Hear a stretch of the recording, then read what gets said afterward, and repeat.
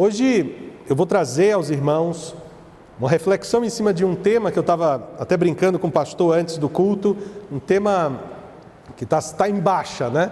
Não em baixa necessariamente na nossa igreja, mas em baixa no mundo como um todo. E é bem curioso dar um tema para essa pregação. Afinal de contas, Eduardo, você vai falar o quê? Eu vou falar de pecado. Pode falar de pecado? Será que esse é um termo que nos nossos ouvidos soa tranquilamente? Olha, hoje a pregação de hoje vai ser sobre pecado. E não precisa, até brincando com o pastor antes, não precisa aqui nem falar que pecado não precisa de nada acerca de ensino sobre pecado. Porque pecar todo mundo já nasce sabendo. Engraçado isso, né? Você ensina acerca da salvação, mas você não precisa ensinar ninguém a fazer coisas erradas, porque elas brotam. Elas surgem naturalmente, porque é próprio da natureza humana. E é curioso que, passados aí vários séculos, desde que o Evangelho foi escrito, ainda não soa confortável aos nossos ouvidos. Vamos falar hoje sobre pecado?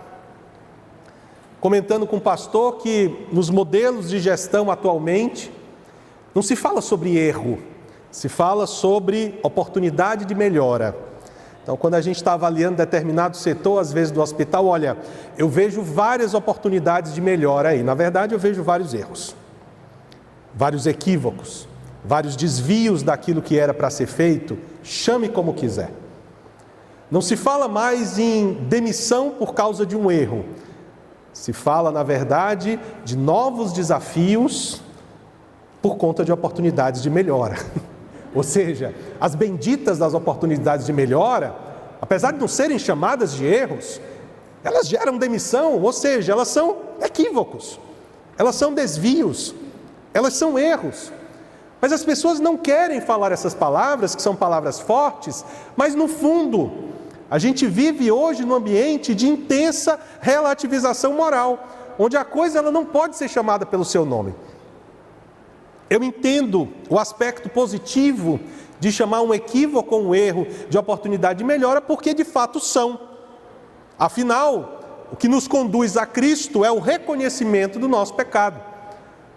Todo pecado na sua vida, ele pode apontar a graça de Deus. Aliás, quando Paulo coloca que onde abundou o pecado, superabundou a graça, ele estava reconhecendo que de fato há uma oportunidade de melhora a partir do pecado.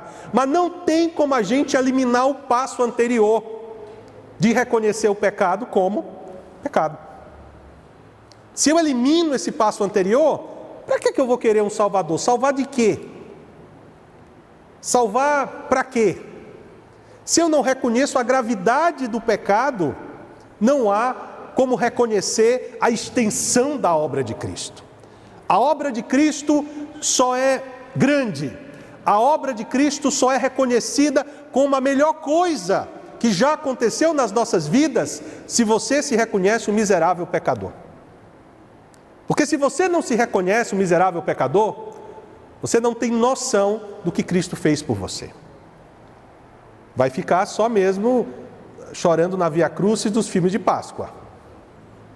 Mas não vai gerar arrependimento no seu coração se você não entende o pecado da forma como Deus entende. Então, indo na minha série de mensagens, é uma série própria, pastor.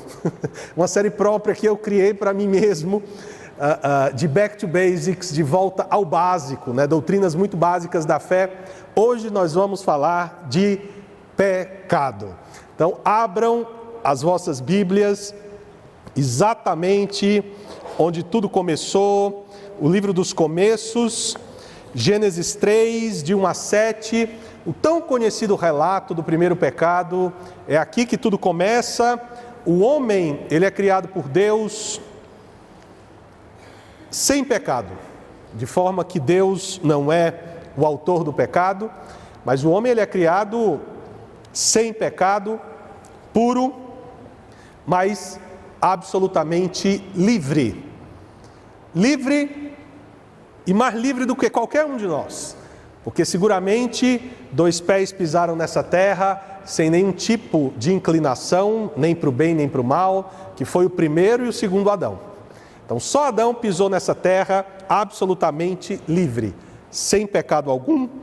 E é dito aqui, depois de uma aliança de obras que foi feita em Gênesis 2, onde é dito para que esse homem, ele não comesse do fruto da árvore do conhecimento do bem e do mal, porque a punição para esse tipo de atitude seria a morte.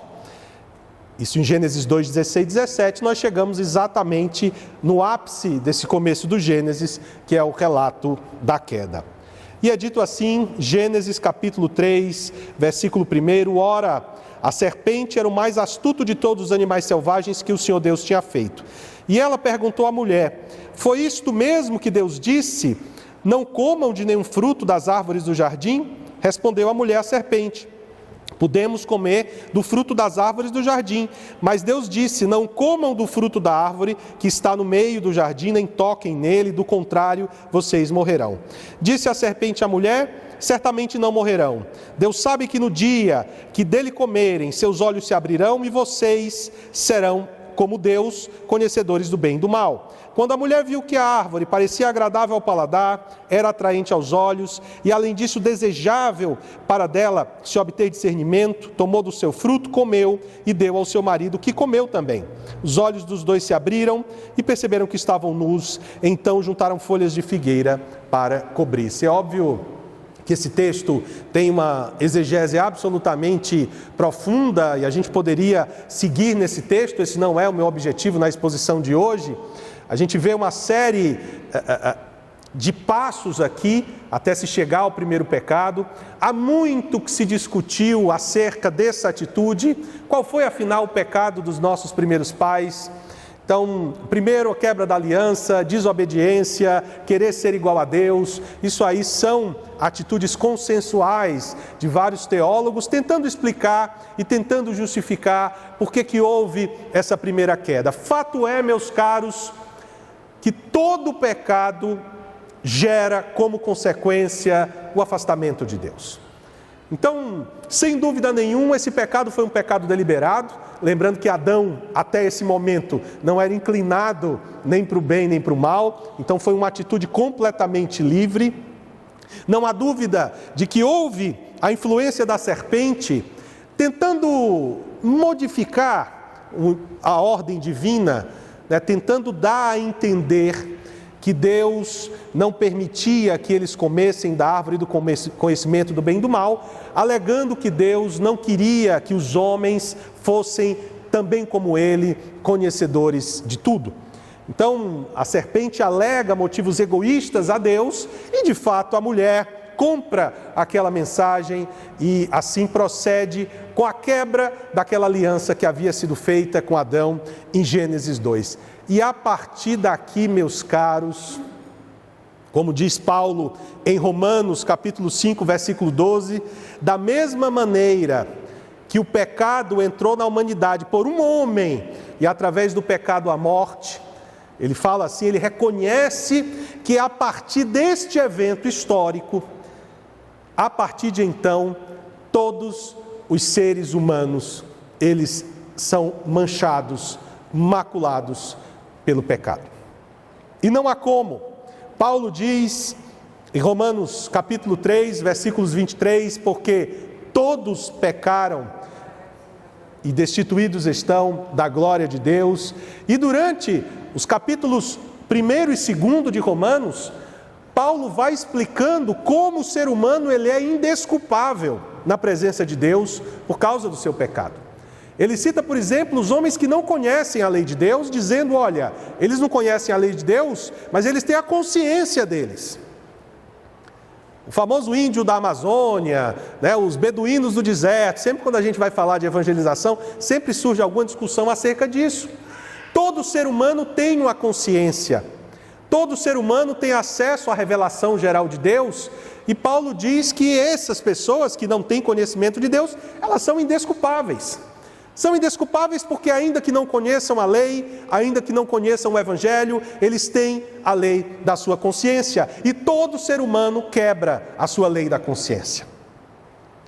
Paulo segue no capítulo 2 falando dos moralistas, gregos principalmente, que eles tinham conhecimento, que eles se comportavam como juízes, julgando os povos bárbaros que não tinham nenhum conhecimento. Mas Paulo leva e chega à conclusão que conhecimento não é salvaguarda para o pecado. Ter conhecimento das coisas, e ele segue, até mesmo o conhecimento da lei, não era suficiente para desculpar alguém na presença de Deus. Porque, na verdade, não basta ser conhecedor, mas teria, na questão da lei, de cumpri-la. Então, meus irmãos, a gente vê que não há escapatória. Todo ser humano, ele é pecador. A mancha do pecado, ele se alastra por toda a humanidade, de forma que, sim, diferente daquilo que os humanistas falaram, diferente daquilo que você já deve ter ouvido, de que o ser humano intrinsecamente é bom, eu queria voltar a uma doutrina absolutamente fundamental, que é a doutrina da depravação total da humanidade. Todo ser humano, meu caro, ele é naturalmente cruel. E sem Cristo, ele não vai mudar. Quando me perguntam o que eu espero dos seres humanos, sempre o pior. Sempre. Aliás, isso aqui já está embutido até na forma como eu lido com as pessoas no dia a dia. A gente comentando hoje na EBD, eu disse que vocês iam ter que me escutar de novo, vão me escutar de novo. A gente comentando ali, eu não imagino que um ser humano, que é um mau médico, que é um mau advogado, que é um mau profissional, que exerce mal a sua profissão, que é antiético, ele consiga ser um bom pai. Ele não vai ser um bom pai. Ele não frauda o imposto de renda, ele não sonega impostos, porque ele quer tomar uma boa atitude a partir daquilo. Não se enganem, meus irmãos. Maus médicos, maus advogados, maus profissionais, são maus pais, são pessoas más. Todos nós temos na nossa vida inteira, em Adão, os que não estão em Cristo, a mancha do pecado em absolutamente todas as áreas da vida. Então não há como a gente dar salvaguarda e compensar que o indivíduo, olha, coitado, ele está fraudando o ponto no hospital, mas para ficar com a família que precisa tanto dele, pode ter certeza que não é para ajudar a família ou para fazer obra de caridade que ele está fazendo aquilo. Então não há como, meus caros. A gente espera sempre o pior dos seres humanos. E quando a gente vê coisas absurdas, como o que aconteceu essa semana com aquele jovem que foi morto aqui próximo no Jabaquara, assassinado com 3 tiros, e as pessoas elas se escandalizam com isso, eu vos digo que te apresento o ser humano, é assim. O ser humano em Adão, ele é assim. E por que nem todos os não convertidos, os que não estão em Cristo, não são assim? Educação. Mas é importante vocês entenderem que a natureza do ser humano não é educada. Ela precisa ser educada para que você não cometa barbaridades na rua. Mas educação não é transformação. O indivíduo pode ser educado, mas não transformado. Eu não acredito que pessoas melhorem. Frase um pouco forte, mas eu vou repetir. Eu só acredito na transformação que vem exclusivamente de Cristo Jesus. As pessoas elas podem ser educadas. Você pode pegar um homem adúltero, você pode educá-lo a não fazer mais aquilo, mas você não consegue transformá-lo sem Cristo. Você pode pegar um ladrão, você pode pegar um assassino, você pode educá-lo, você pode mostrar para ele uma chinela na mão, uma arma e dizer que ele pode ser punido se ele fizer aquilo, e por educação, com medo da punição, ele pode nunca mais roubar, ele pode nunca mais matar, mas não há transformação verdadeira sem Cristo Jesus. A lei, meus caros, e por que eu estou tocando nesse tema, né? Como que despertou, né? Na minha cabeça, acordei de manhã um dia, vou pregar sobre pecado. Não, exatamente a nossa reflexão em cima de Levítico. A releitura de Levítico me trouxe uma consciência da importância que Deus dá a esse tema. Afinal, o que é Levítico? Meus caros, Levítico é um complexo sistema legal, penal, sacerdotal, montado por causa do pecado. Primeira coisa que nos salta aos olhos, quando você lê Levítico, já começando do sistema sacrificial, era a relevância que Deus dava ao tema, vida por vida. O pecado não passa impune na presença de Deus. Um sistema sacrificial complexo foi montado para cobrir esses pecados até que viesse Cristo, que vai, de fato, redimi-los. Uma série de ordenações de comportamento, chamado de Manual de Santidade, que vai se seguir ali, mais ou menos a partir do capítulo 17, vai determinando como as pessoas elas deveriam se comportar para ter comunhão com Deus. Isso é chamado por alguns de Manual de Santidade. É interessante observar que alguns leem Levítico com o pé atrás, olhando, nossa, mas que coisa, tem regulamentação acerca de mofo em bolsa, mofo em parede, doenças, né? O sacerdote era uma espécie de delegado, juiz, pastor, médico, e ele exercia todas essas funções. O indivíduo fazia julgamento acerca de uma lesão de pele, e ao mesmo tempo ele julgava, né, um crime, ao mesmo tempo ele avaliava o período de puerpério, pós-menstruação. Era um indivíduo que englobava uma série de funções, e eu sinceramente não consigo ver aquilo de uma forma necessariamente negativa, porque, meus caros, o povo de Israel estava diante de um Deus que se preocupava não só com o macro, com coisas importantes como o decálogo, mas se preocupava sim com a saúde individual das pessoas. Então é um Deus que de fato entrava na vida pessoal, entrava nas casas, se preocupava com a integridade do seu povo, se preocupava com a vida particular das pessoas. Eu quero que vocês procurem, em qualquer tipo de religião da mesma época, um manual que seja tão detalhado e tão extenso em recomendações quanto o livro de Levítico. E como eu disse nas minhas aulas, que não era um manual secreto para os sacerdotes. O cristianismo, assim como o judaísmo, é uma religião de revelação, é um sistema onde Deus revela. Isso era lido para as pessoas, não existia manual secreto, mas aquilo que os sacerdotes faziam era lido para todo o povo. E o sistema legal do Antigo Testamento mostra o que o próprio Paulo reafirma, a função da lei. A função da lei era qual? Primeiro, definir o pecado, puni-lo. Então a lei é dada por causa das transgressões, a lei é dada por causa do pecado. E não há dúvida, meus irmãos, não há dúvida de que quando Cristo vem, e eu não sei por que os cristãos eles têm essa questão em relação a falar de pecado. A ética do Sermão da Montanha, me lembro demais do pastor Alex, quando falou acerca do Sermão da Montanha aqui, o Sermão do Monte, Mateus 5, 6, você vai ver que a ética que Jesus ali prega é até maior do que a ética do Antigo Testamento.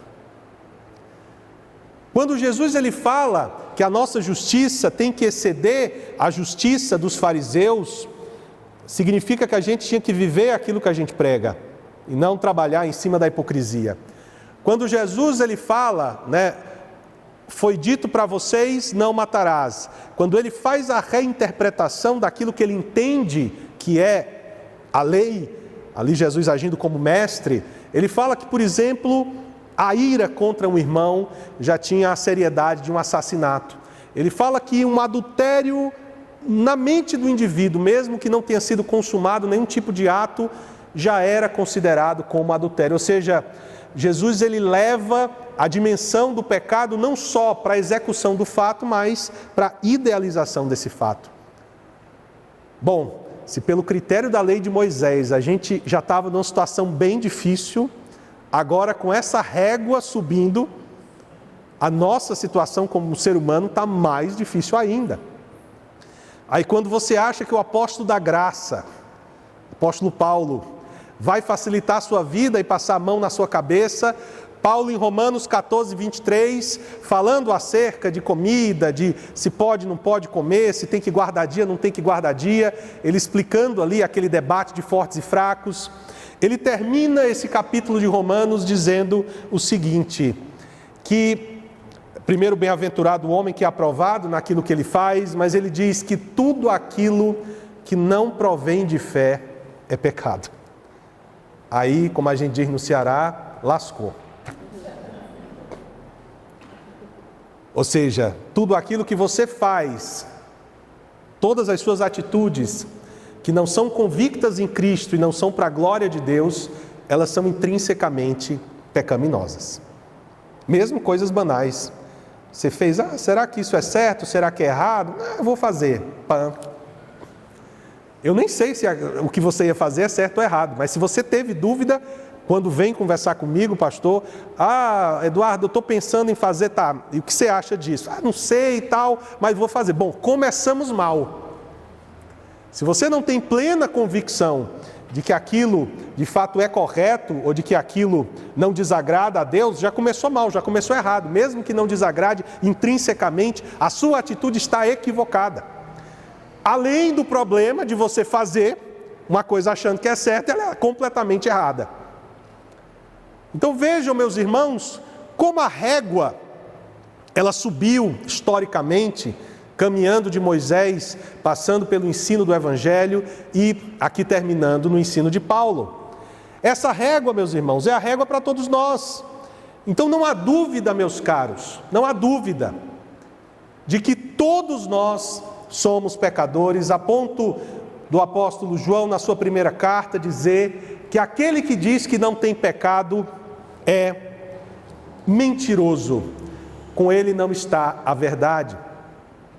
Então, essa é uma doutrina fundamental onde nós reconhecemos: 1, a origem do pecado; 2, a gravidade do pecado e como Deus trata o pecado através de um sistema sacrificial temporário e mandando o seu próprio Filho morrer em nosso lugar. O pecado ele não é apagado simplesmente como, agora está famoso, um indulto de graça, dado.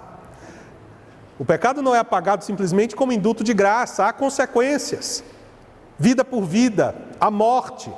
Deus precisou se fazer homem para morrer em nosso lugar, para que nós obtivéssemos o perdão dos nossos pecados.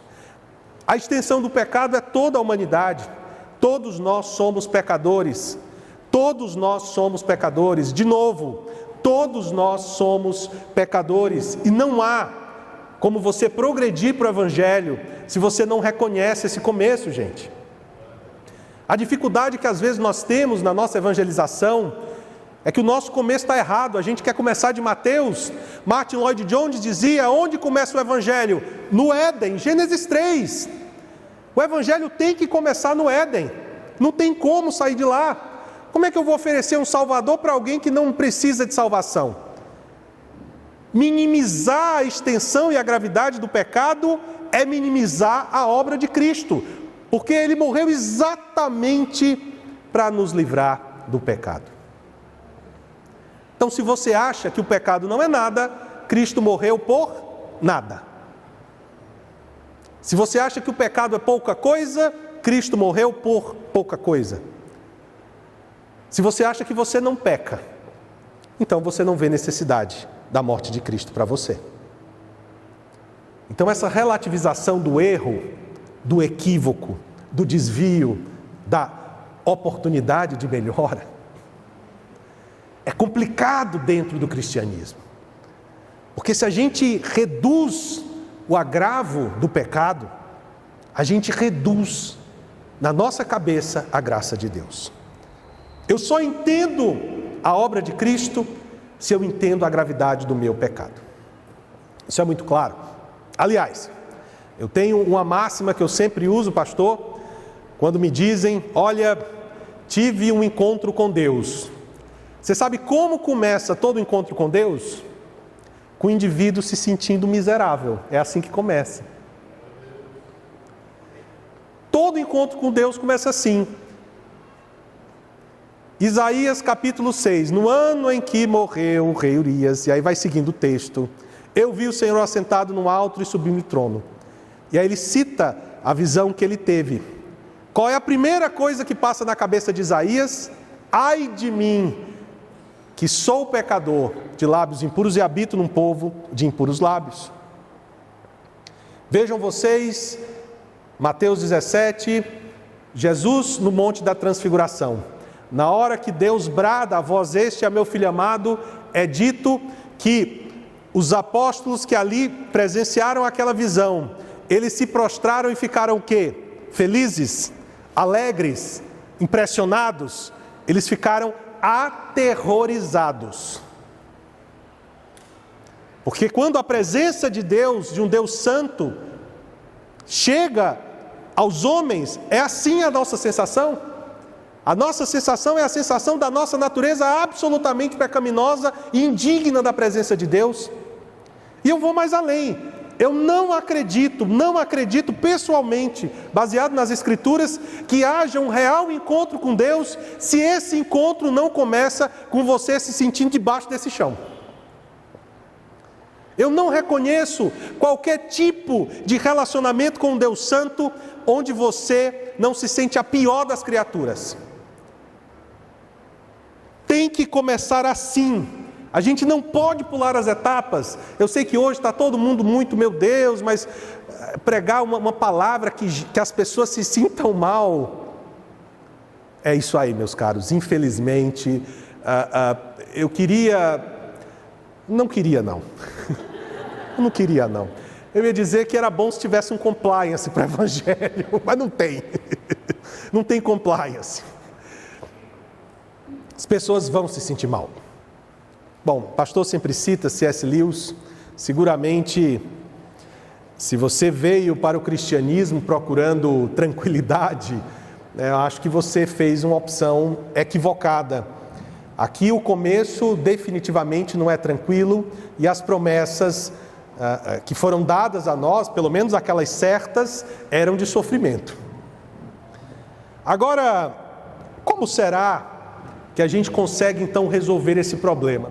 E de fato nós vamos, como cristãos, como pecadores remidos, exatamente apontar para a única solução para esse problema, que é Jesus Cristo, nosso Senhor. Romanos 5, ele não termina em Adão.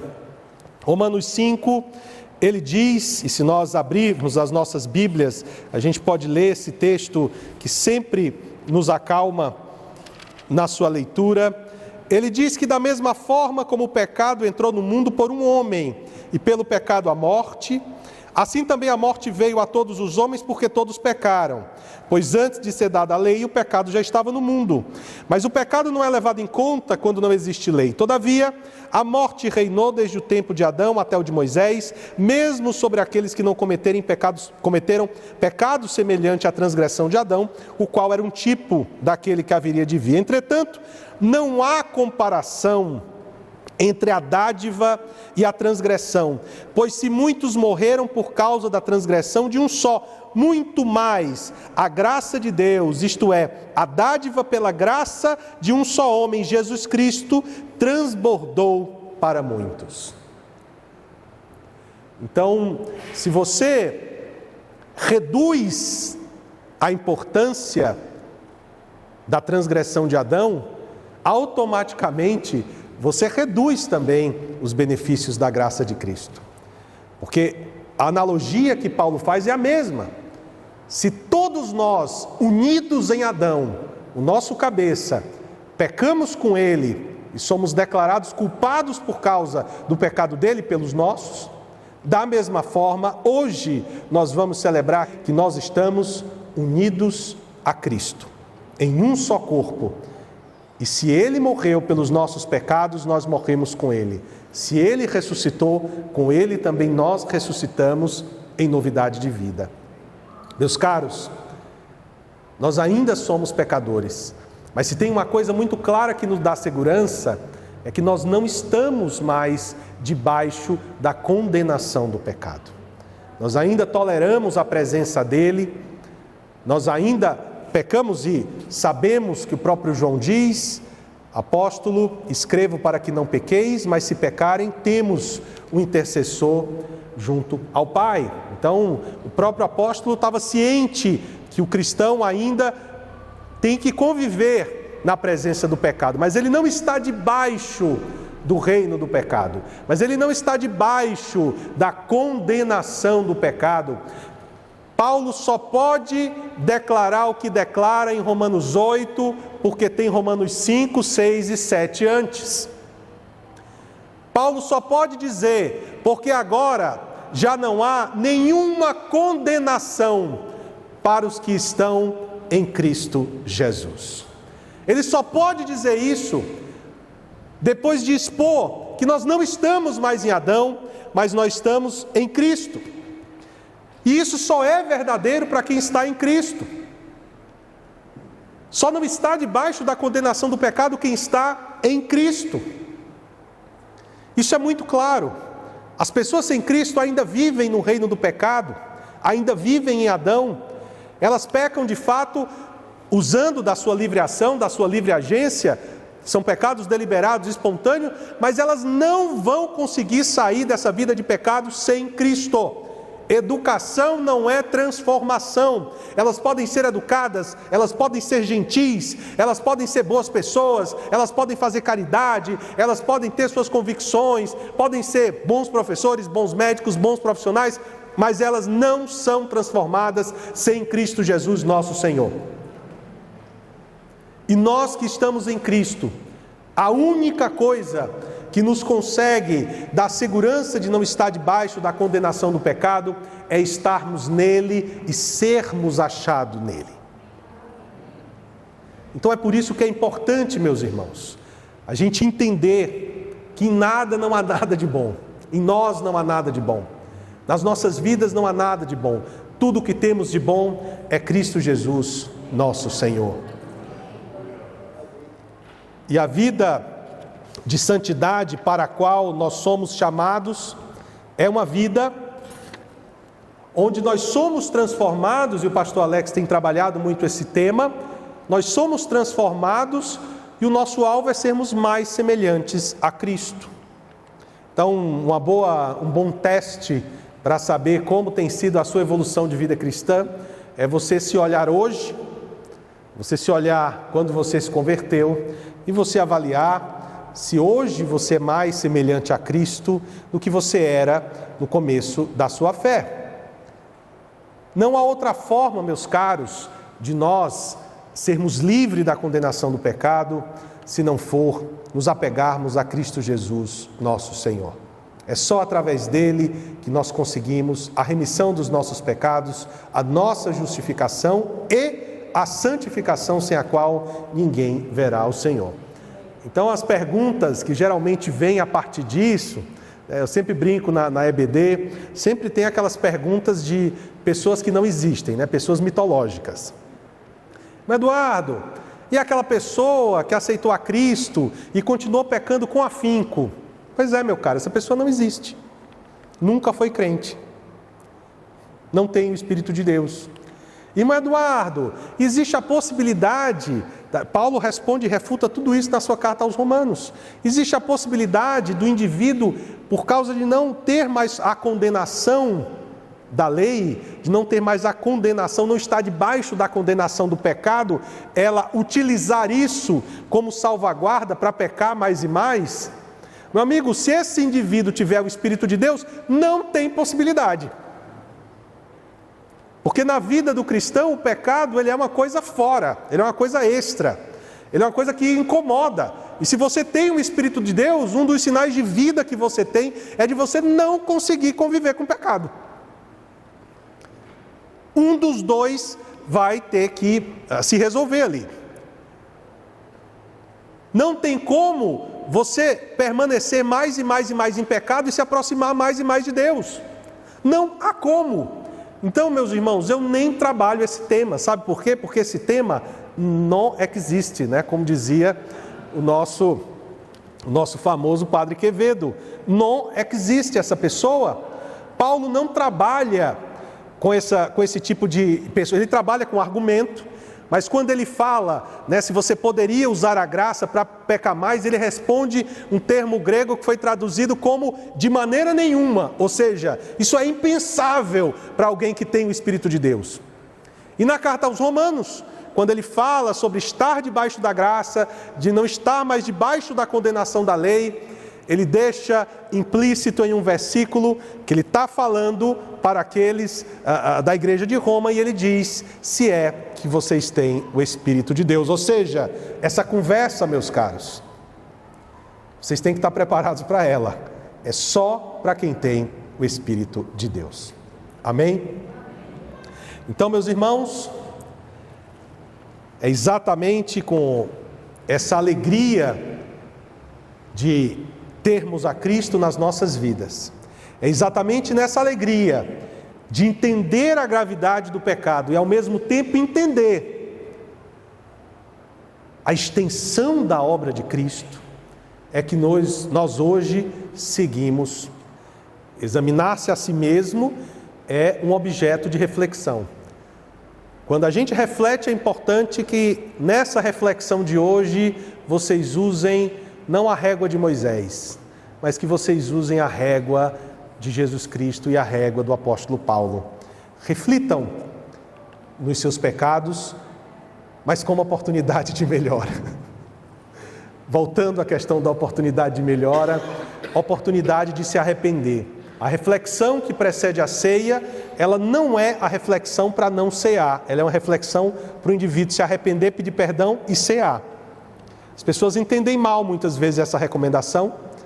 A recomendação é refletir, se arrepender, pedir perdão a seu irmão, resolver os seus problemas para que consiga participar dessa ceia.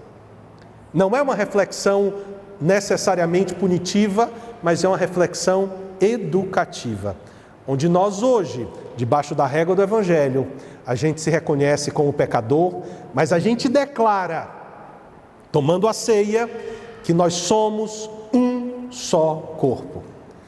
Participamos de um só corpo e estamos unidos a Cristo. Essa é uma doutrina embutida na ceia que a gente precisa lembrar mais. A ceia é um memorial. A ceia fala da morte de Cristo para os nossos pecados. Mas antes de tudo ela declara que nós estamos unidos a Ele. E nós somos achados nele. Nós, a igreja, um só corpo com o nosso Senhor, onde Ele é o cabeça. Amém, meus irmãos? Vamos orar, nosso Deus e nosso Pai. Nós te louvamos, Senhor, porque entendemos a gravidade do pecado, ó Deus, para um Deus santo. Nós entendemos, ó Deus, a tua ira contra o pecado, porque sabemos que tu és um Deus santo e perfeito. Mas ao mesmo tempo, ó Deus, nós entendemos a grandiosidade da obra de Jesus Cristo, nosso Senhor, que nos tira do reino do pecado e das trevas e nos transfere para o reino da sua luz, da sua glória. E nós sabemos, ó Deus, ainda que pecadores remidos, ainda sujeitos a erros, que nós temos o auxílio do Teu Espírito, que nos transforma dia a dia e nos torna mais semelhantes a Ti, Senhor. E nós te pedimos que continue a trabalhar nas nossas vidas. Nós declaramos, ó Deus, sem Ti nada podemos fazer. Sem Ti, ó Deus, nós não conseguimos verdadeira transformação. Sem Ti, ó Deus, nós olhamos para a dura lei e nós vemos, ó Deus, só o quanto somos míseros pecadores, mas em Ti nós temos esperança, Senhor, para bradar como santo apóstolo, que já não há condenação para os que estão em Cristo Jesus. Mas sabemos, ó Deus, que nós fomos declarados justos para fazermos a Tua vontade, que nós fomos declarados justos, ó Deus, para fazer o Teu querer. E é por isso que nós pedimos que continues a Tua boa obra, que é bem certa, porque sabemos pela Tua palavra que a boa obra que começou em nós certamente será terminada por Ti, meu Pai. Assim nós te oramos, assim nós te agradecemos, continua a nos conduzir por esse culto a Deus para a Tua glória. Amém.